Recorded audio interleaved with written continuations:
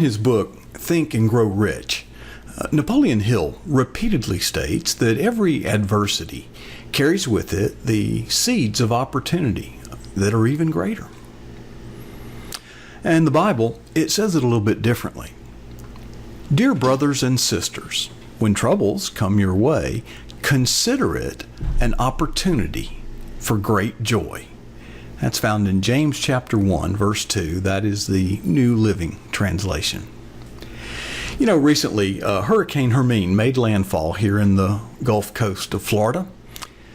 And I've noticed that crisis tends to bring out the best and, yes, the worst in people. You know, amidst the frustration and the anger, the despair, there were countless acts of, well, selfishness and survival, but also heroic compassion. Are you going through troubled times? Most of us are. But many keep their problems secret and suffer in silence. Others, well, they wear their problems on their shoulders. You know, what's the difference between heroes and cowards? The compassionate and the selfish? The confident and the depressed? Is it their circumstances? No, it's their attitude. You know, World War I was a gruesome battlefield. Never before in history had trench warfare been used like that. The most cruel of instruments of warfare was mustard gas. You know, the pain and suffering that preceded death was on par with crucifixion. Oh, by the way, did you know the word that excruciating pain literally translates out of the cross? All right, back to World War I. You know, it's been said that necessity is the mother of invention. Well, the gas mask was soon brought to the trenches, and it was a lifesaver. But there was a problem. Just like the underwater mask that we wear when we dive, there has to be a good seal between the rubber and our face, otherwise it will leak. Well, the soldiers in the trenches were seldom, if ever, clean-shaven, and many lives were lost simply because their beards interfered with a firm seal of the gas mask. Well, back in those days, shaving was, well, something of an art form. You know, men went to barber shops for a shave, administered by a skilled barber with a long razor. In fact, the traditional red and white barber candy stripe thingy that out front symbolized the sometimes bloody experience of a shave. Well, that was under controlled circumstances, a far cry from those on the battlefield.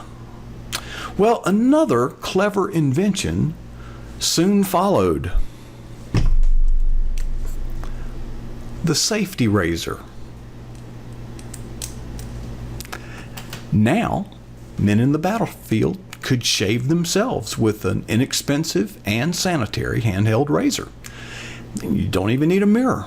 You realize that countless lives were saved by this rather simple invention.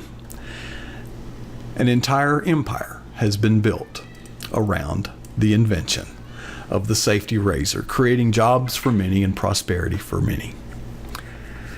By the way, did you know that we've not had a bearded president since World War I? Check it out.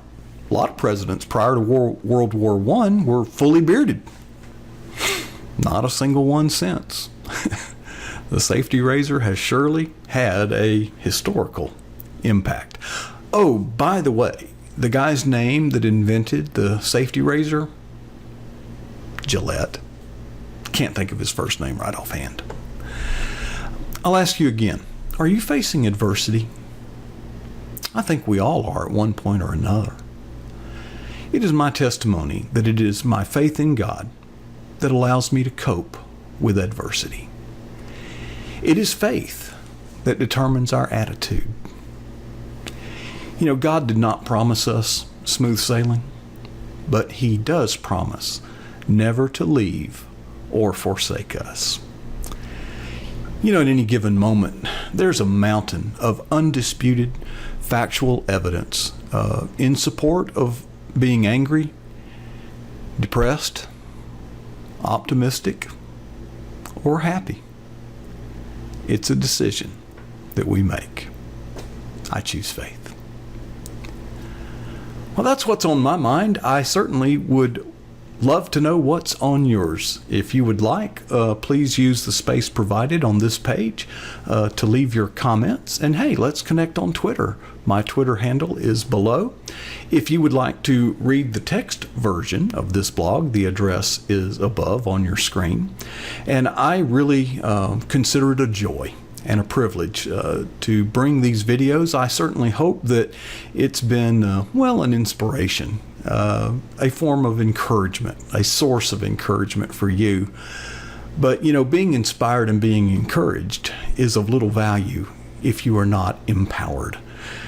I make these videos together with a team of Christian men and women, and we offer them to you here on this YouTube channel, and I invite you to subscribe and check out some of their videos too.